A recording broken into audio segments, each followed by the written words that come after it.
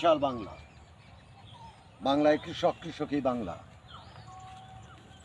মৃত্তিকা বিজ্ঞান ইনস্টিটিউটের গবেষণা অনুযায়ী বাংলাদেশে 1,47,57,000 আবাদি জমি, বনভূমি, নদী, লেক, নাল, খাল, সুন্দরবন সহ এই পরিমাণ জমি। সমীক্ষায় আরও দেখা গেছে এই পরিমাণ জমির মধ্যে 1.25 কোটি হেক্টর জমিতে রয়েছে জমির স্বাস্থ্যহানিকর মারাত্মক পরিস্থিতি, যা থেকে উত্তরণ ঘটানো এখনই সময় উত্তরণ ঘটানোর প্রক্রিয়া। জমির উর্বরা শক্তি রক্ষা।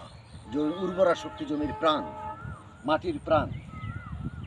বাংলার কৃষক এই মাটিতে কর্ষণ করে ফসল ফলায়।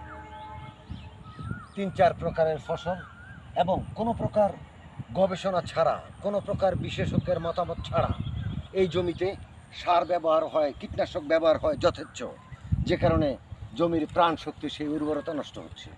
আমরা সমগ্র বাংলার কৃষককে এই বিষয়ে সচেতন করার লক্ষ্যে এই কৃষি সংশ্লিষ্ট সকল প্রতিষ্ঠানকে আমরা আহ্বান জানাচ্ছি।